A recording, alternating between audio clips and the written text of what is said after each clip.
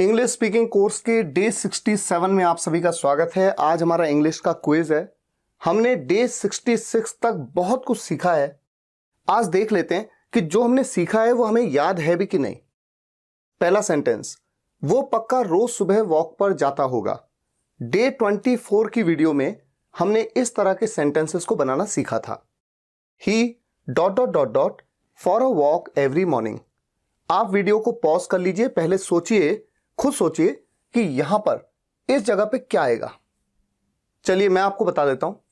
मान लीजिए यहां पर पक्का नहीं है, पक्का या जरूर जाता होगा ये बात नहीं कही गई।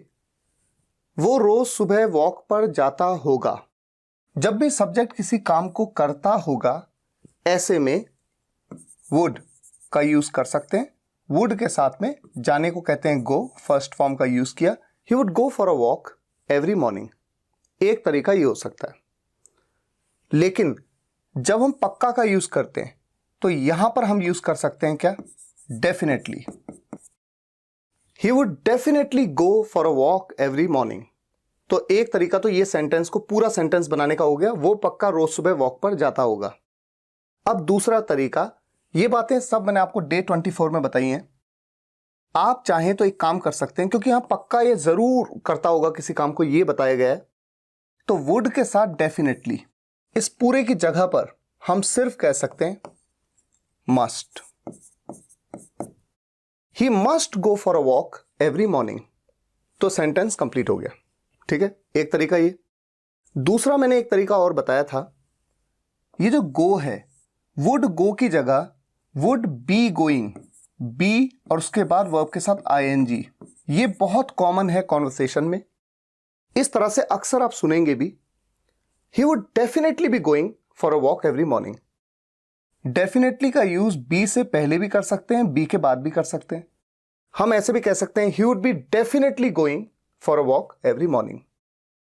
और would be definitely going, तो definitely और would की जगह पे must कह सकते हैं।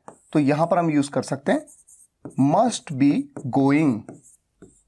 तो इस सेंटेंस को, पूरे सेंटेंस को, वो पक्का रोज सुबह वॉक पर जाता होगा, इसको चार तरीके से हम बना सकते हैं। पहला तरीका क्या था? He would definitely go for a walk every morning. दूसरा तरीका, he must go for a walk every morning. Must go for a walk every morning. तीसरा तरीका, he would definitely be going के साथ, he would definitely be going for a walk every morning. चौथा तरीका, he must be going for a walk every morning. ये सारी बातें day 24 में बताई गई हैं। अगर आपने वीडियो को ध्यान से देखा था तो आप इस सेंटेंस को आराम से बना सकते हैं। अब आ जाते हैं इस सेंटेंस पे। आपको ये बात किसी को बताने की जरूरत नहीं है। नेगेटिव सेंटेंस है। जरूरत मतलब नीड। अब इस सेंटेंस को बनाने के दो तरीके मैंने आपको बताए थे। पहला तरीका ये होता है जब हम टेंस में बात करते हैं। टेंस के केस में हम नीड का नेगेटिव कैसे बनाते हैं? Do not need. Do not को हम कह देते हैं डोंट नीड, और उसके बाद हम लगा देते हैं टू। ऐसे बनता है sentence, you don't need to tell anyone about it. आपको ये बात किसी को बताने की जरूरत नहीं है। एक तरीका ये हो सकता है। दूसरा तरीका जो मैंने आपको बताया था कि नीड का यूज एक सेमी मॉडल की तरह भी किया जाता है। सेमी मॉडल में डेयर आता है, नीड आता है।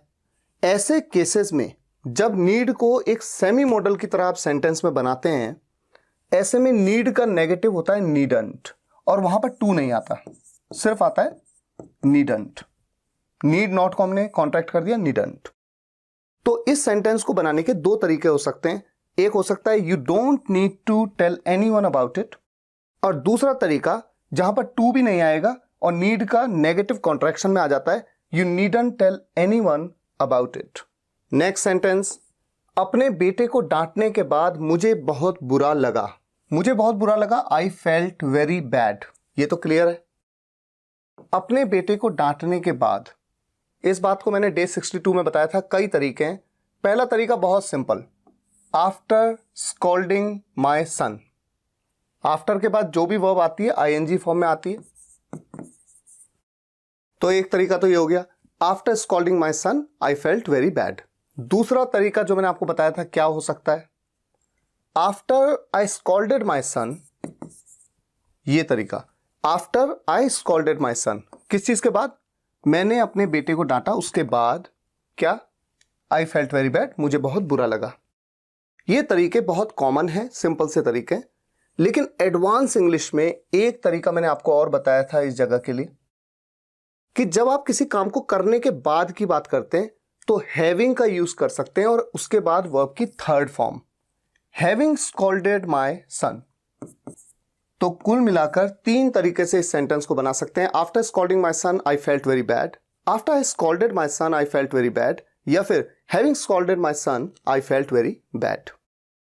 ये वाला सेंटेंस, मैं कल मार्केट में अपने होने वाले मैनेजर से मिला, I met my dot dot dot dot manager in the market yesterday. आप वीडियो को पॉज कर सकते हैं, थोड़ा सोच सकते हैं कैसे बनाएंगे इस सेंटेंस को।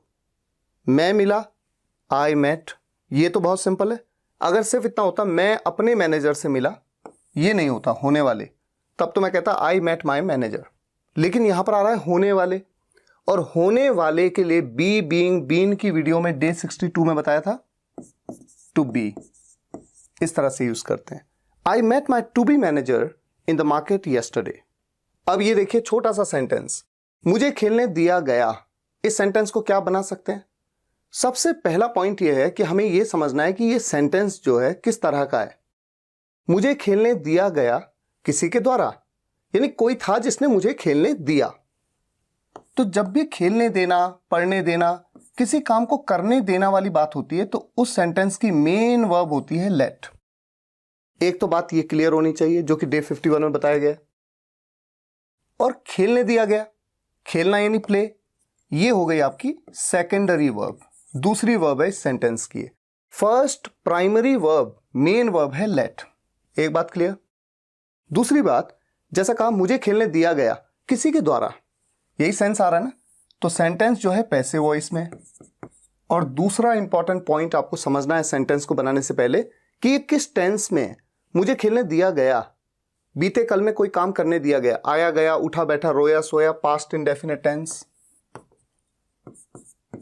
तो अब जब मुझे ये क्लियर है कि पास्ट इंडेफिनिट टेंस का सेंटेंस है पैसिव वॉइस में, तो मैं ये जानता हूं कि पास्ट इंडेफिनिट टेंस के पैसिव में वॉज या वर का यूज किया जाता है। एक्टिव वॉइस में तो नहीं यूज किया जाता, उसमें तो सीधा वर्ब की सेकंड फॉर्म लगा देते हैं अफर्मेटिव सेंटेंस में। लेकिन पैसिव वॉइस में वॉज या वर का यूज किया जाता है, आई के साथ यूज होगा वॉज। ये तो क्लियर है।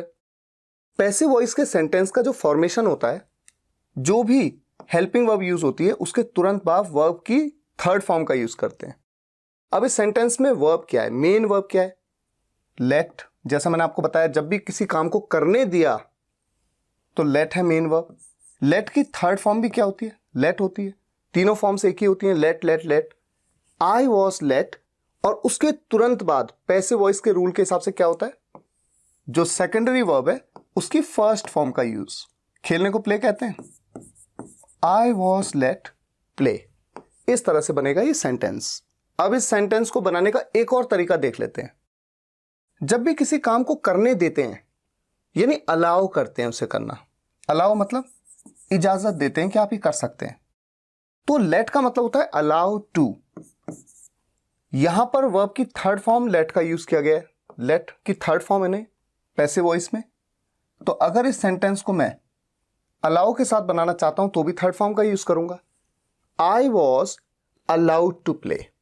तो इस सेंटेंस को बनाने के 2 तरीके हो गए। ये थोड़ा बेसिक तरीका है, ये थोड़ा एडवांस तरीका है, आई वॉज लेट प्ले या फिर I was allowed to play. इसी तरह से ये सेंटेंस, राहुल को मार्केट में देखा गया है। अब किसने देखा ये नहीं बताया, बस देखा गया है, तो किसी के द्वारा ही तो देखा गया होगा, यानी कि ये सेंटेंस पैसिव वॉइस में। और आया है, गया है, चुका है, चुकी है, चुके हैं, उठा है, बैठा है, रोया है, सोया है, प्रेजेंट का परफेक्ट टेंस। तो 2 बातें हमें क्लियर है, एक तो प्रेजेंट परफेक्ट टेंस है और दूसरा पैसिव वॉइस का सेंटेंस है। प्रेजेंट परफेक्ट टेंस के पैसिव वॉइस के जो सेंटेंस होते हैं उनमें जो भी उस पैसिव वॉइस सेंटेंस का सब्जेक्ट बन जाता है राहुल, उसके बाद क्या यूज करते हैं हम, हैज बीन या हैव बीन।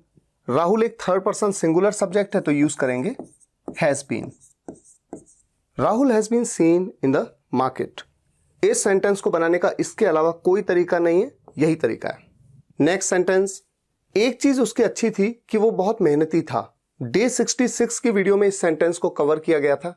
एक चीज उसकी अच्छी थी कि दैट वो बहुत मेहनती था, he was very hard working.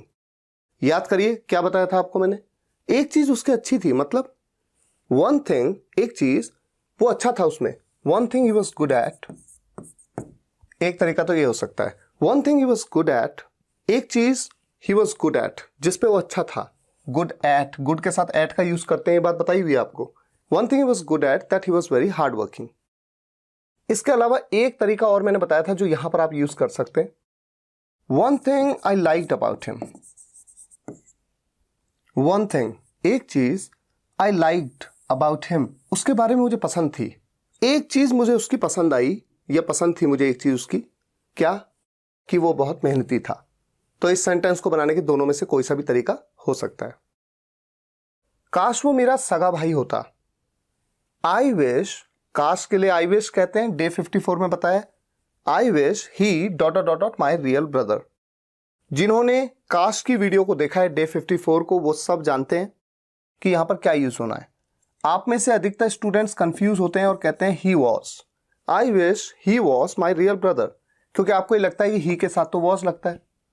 लेकिन मैंने आपको इस वीडियो में बताया था कि हमेशा ध्यान रखिए, काश वाले जो भी सेंटेंसेस हो, कोई भी सब्जेक्ट हो, भले थर्ड पर्सन सिंगुलर हो, प्लूरल हो, कोई भी सब्जेक्ट हो, हमेशा यूज करेंगे were. I wish he were my real brother. Next, जिसकी भी उंगली में चोट लगी है कृपया आगे आए। जिसकी भी उंगली में चोट लगी है, whoever's finger is injured, जिसकी भी फिंगर इंजर्ड है यानी चोट लगी हुई है, कृपया आगे आए please, dot dot dot dot. ये सेंटेंस डे 56 में कवर किया है। याद करिए क्या था यहां पर, क्या होगा, आगे आए के लिए क्या बोलेंगे, कम फॉरवर्ड। कई बार आप कंफ्यूज होते हैं, कहते हैं कम इन द फ्रंट या कम अहेड। आगे के लिए अहेड भी कहते हैं, कभी नहीं। हमेशा जब भी आगे आने की बात हो रही है, फॉरवर्ड आने की बात हो रही है, कम फॉरवर्ड। और इस सेंटेंस को बनाने का एक और तरीका डे 56 में बताया था मैंने आपको, क्या था वो, whoever's, जिस किसी की। तो जिसकी के लिए हुज का यूज करते हैं तो whosever भी कह सकते हैं, सिर्फ इतना, whosever finger is injured please come forward। तो दो तरीके सेंटेंस को बनाने के। उसने भी मेरी बात नहीं सुनी, he didn't listen to me dot dot dot dot. Day 40 में कंजंक्शंस में आपको बताया था, अगर यहां पर भी नहीं होता, उसने मेरी बात नहीं सुनी, तो ये सेंटेंस सिंपल इतना होता, he didn't listen to me। लेकिन भी का यूज कर लिया और सेंटेंस नेगेटिव है, तो नेगेटिव सेंटेंस में भी के लिए आपके पास दो ऑप्शन होते हैं। एक ऑप्शन होता है इवन और एक होता है आइदर। ये दो ऑप्शन होते हैं। जब आप आइदर का यूज करते हैं नेगेटिव सेंटेंसेस में भी के सेंस के लिए, हमेशा सेंटेंस के एंड में करते हैं। तो आप कैसे कहेंगे, he didn't listen to me either। एक तरीका ये हो सकता है। दूसरा तरीका, अगर आप भी के लिए इवन का यूज करते हैं नेगेटिव सेंटेंसेस में, इवन का यूज हमेशा शुरुआत में होता है, even he didn't listen to me। तो दो तरीके सेंटेंस को बनाने के, he didn't listen to me either या फिर even he didn't listen to me। और इसे did not के कॉन्ट्रैक्शन को क्या कहते हैं, didn't या didn't। ये बात कॉन्ट्रैक्शंस में बताया मैंने आपको, didn't या फिर didn't। मैंने विवेक को क्लासरूम में वापस भिजवाया। I dot dot dot dot Vivek go back to the classroom. ये कैसा सेंटेंस है, मैंने भेजा नहीं, भिजवाया। कॉजेटिव वर्ब का सेंटेंस है जिसकी वीडियो थी डे 49। और कॉजेटिव वर्ब्स के इस वीडियो में मैंने आपको बताया था कि जब सब्जेक्ट किसी काम को करता नहीं करवाता है, मैंने विवेक को भेजा नहीं भिजवाया, भेजा तो किसी और ने, ऐसे सेंटेंसेस में मेक का या गेट का यूज करते हैं। अच्छा, अगर ये सेंटेंस होता मैंने विवेक को क्लासरूम में वापस भेजा, तो मैं कह देता आई सेंट विवेक, फिर ये नहीं लगाता go, back to the classroom. I sent Vivek back to the classroom. लेकिन यहां पर क्या कह रहे हैं, मैंने भिजवाया। I made, past indefinite tense में, इसलिए मेक की second form made. I made Vivek, और उसके बाद जो भी मेन वर्ब है जो विवेक ने काम किया, विवेक ने जाने का काम किया तो गो। यहां पर सेंड का यूज नहीं होता है, ये बात ऑलरेडी आपको समझा चुका हूं। I made Vivek go back to the classroom. या फिर एक तरीका और गेट के साथ हो सकता है, आई गॉट विवेक, लेकिन फिर ऐसे में जब गेट का यूज कर लेते हैं इस कॉजेटिव फॉर्मेशन में तो टू का यूज करते हैं। I got Vivek to go back to the classroom. तो आपने देख लिया ना, दो ही तरीके, I made Vivek go back to the classroom या फिर I got Vivek to go back to the classroom. Make के साथ, गेट के साथ। उसने भी मेरी बात नहीं सुनी, ये सेंटेंस रिपीट हो गया है, अभी मैं थोड़ी देर पहले आपको बता चुका हूं। He didn't listen to me either. Next move करते हैं। उसके पास लैपटॉप होगा, जाओ और लेकर आओ। उसके पास लैपटॉप होगा, जाओ और लेकर आओ। जाओ और लेकर आओ के लिए तो सिंपली कह दिया गो एंड ब्रिंग। ब्रिंग मतलब लाना, जाओ और लाओ। उसके पास लैपटॉप होगा, जब भी पास होगा, किसी के पास कुछ होगा, ऐसे में आपने सीखा है will have. He will have a laptop, उसके पास लैपटॉप होगा। लेकिन आपने डे 19 की वीडियो में ये बात देखी थी कि जब हम कह रहे हैं उसके पास लैपटॉप होगा, जाओ लेकर आओ, ये फ्यूचर का सेंटेंस नहीं है कि उसके पास कल सुबह लैपटॉप होगा या शाम को लैपटॉप होगा या अगले दिन लैपटॉप होगा। हम तो कह रहे हैं इस वक्त लैपटॉप होगा। तो ये प्रेजेंट में होने की वजह से विल की जगह पे आपको क्या यूज करना पड़ता है, would. He would have a laptop, go and bring. तो वुड के साथ इस सेंटेंस को आप बनाएंगे। नेक्स्ट, वो सुबह से घर पर होगा, he dot dot dot dot at home since morning. यहां पर आपने पास होगा के लिए डे 19 में आपने देखा था विल हैव का यूज, और जब बात प्रेजेंट की हो रही हो तो विल नहीं बल्कि वुड हैव का यूज। लेकिन डे 18 में आपने क्या देखा था, वो सुबह से घर पर होगा, यहां पर पास होगा तो नहीं है ना, तो विल बी का यूज होता है, will be. He will be eight home since morning. लेकिन मैं क्या कह रहा हूं, वो सुबह से घर पर होगा, यानी कि मैं फ्यूचर की बात नहीं कर रहा हूं कि वो कल घर पर होगा या वो शाम को घर पर होगा, तो फ्यूचर की बात नहीं हो रही है। ऐसे में फिर से एक बार विल की जगह क्या यूज किया जाता है, would. He would be eight home since morning. हम जब भी उसे कॉल करते हैं वो जिम में रहता है। हम जब भी उसे कॉल करते हैं, whenever we call him, ये तो सिंपल है। वो जिम में रहता है या वो जिम में होता है, रहता है, कुछ भी कह लो, बात एक ही है। डे 24 की वीडियो में बताया था, क्या बताया था, सोचिए। आप वीडियो को पॉज कर सकते हैं, पहले खुद सोच सकते हैं कि कैसे बनाया जाएगा। वो जिम में रहता है यानी वो जिम में होता है, प्रेजेंट में बात हो रही है, इज का use, simple. He is in the gym. अगर आप सोचेंगे तो he is in the gym का एक मतलब ये भी हो सकता है वो जिम में है, लेकिन वो जिम में रहता है या वो जिम में होता है, इसके लिए भी आप सिंपली इसका यूज करते हैं। और अगर ये होता वो जिम में रहता था बीते कल में, तो इज की जगह हम क्या यूज कर लेते, was. He was in the gym. लेकिन फिलहाल यहां पर बात हो रही है प्रेजेंट की, तो इज का यूज कर लेंगे। उसके पास एक अच्छी जॉब होनी चाहिए थी, he had dot dot dot dot a good job. कैसे बनाएंगे इस सेंटेंस को, मैंने आपको मॉडल वर्ब्स की वीडियो में बताया था कि पास होना चाहिए था, उसके पास लैपटॉप होना चाहिए था, उसके पास जॉब होनी चाहिए थी। पास होना चाहिए था के लिए यूज करते हैं शुड हैव हैड। यानी कि इस सेंटेंस को मैं कैसे बना सकता हूं, उसके पास जॉब होनी चाहिए थी, वो कोई एक व्यक्ति है, एक लड़का है। अगर लड़का है तो ही, लड़की होती तो शी, मान लेते हैं लड़का है। He should have had a good job. तो इस पूरे सेंटेंस को बनाने का एक तरीका तो ये, ही should have had a good job. लेकिन यहां पर आप देख रहे हैं ही के बाद हैड आ गया, ही के बाद शुड तो आया ही नहीं। तो यहां पर क्या आएगा फिल इन द ब्लैंक्स में, यह बात आपको डे 35 में मैंने बताई थी कि एक फॉर्मेशन ऐसे भी बनता है, had to have. Had to have का मतलब पास होना चाहिए था, और अगर होता हैज टू हैव, ही के साथ हैज टू हैव मतलब पास होना चाहिए, तो he had to have a good job, इसका भी यही मतलब है, he should have had a good job, या फिर उसके पास एक अच्छी जॉब होनी चाहिए थी। नेक्स्ट सेंटेंस, पिछले साल मैं रोज 5 किलोमीटर दौड़ पाता था। पिछले साल को तो कह दिया last year. I was dot dot dot dot run 5 kilometres every day. सोचिए क्या बताया था डे 30 की वीडियो में, कैसे बनाएंगे इस सेंटेंस को। मैं रोज 5 किलोमीटर दौड़ पाता था, यानी किसी काम को कर पाता था। मेरी काबिलियत की बात हो रही है कि मैं उस काम को करने में सक्षम था। अब चूंकि ये पास्ट में है तो हम कुड का यूज करते हैं, और अगर काबिलियत किसी काम को कर सकता है या कर पाता है, ऐसे में हम कैन का यूज करते हैं प्रेजेंट में। यहां पर बात हो रही है पास्ट की तो कुड का यूज करेंगे। तो इस सेंटेंस को बनाने का एक तरीका तो ये हो सकता है, last year I could run 5 kilometres a day या एवरी डे। लेकिन यहां पर क्या आ रहा है, I was dot dot dot dot. अब सोचिए कैसे बनाए। तो अगर आपको याद हो तो मैंने आपको ये बात बताई थी कि कैन की जगह पे आप कह सकते हैं इज, एम या आर, जिसका भी यूज करना है सब्जेक्ट के हिसाब से, इज, एम, आर, उसके बाद एबल टू। और पास्ट में कुड के लिए कुड की जगह पे आप वॉज या वर का यूज करके और उसके बाद कह सकते हैं एबल टू। ठीक है, एक तरीका ये भी होता है कुड वाले सेंटेंसेस को बनाने का। तो आई के साथ वॉज और उसके बाद एबल टू।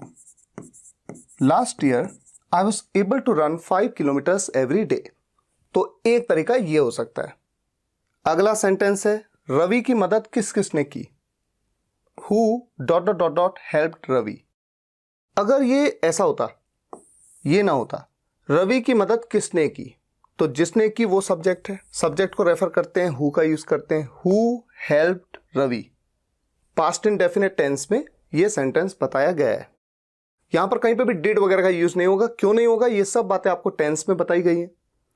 लेकिन पॉइंट क्या है कि डे 23 में मैंने आपको बताया था किस किसने, एक से ज्यादा है, तो ऐसे में हु ऑल हेल्प्ड रवि, किस किस ने मदद की रवि की।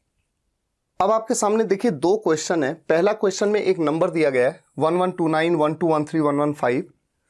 इस नंबर में कितने वन हैं, कितने वन है इसमें। How many dot dot dot dot are there in, number दे दिया। यहां पर क्या आएगा, वंस, वन अपोस्ट्रॉफी एस या वन एस। हमेशा ध्यान रखिए, कोई नंबर दे दिया जाए और कह दिया जाए कि इसके अंदर कितने वन हैं, तो ऐसे में अपोस्ट्रॉफी का यूज करते हैं, यानी ये वाला विकल्प सही है। अगर मैं आपसे पूछूं कि इस नंबर में कितने टू हैं, तो हाउ मेनी टूज, तब कहेंगे टूज।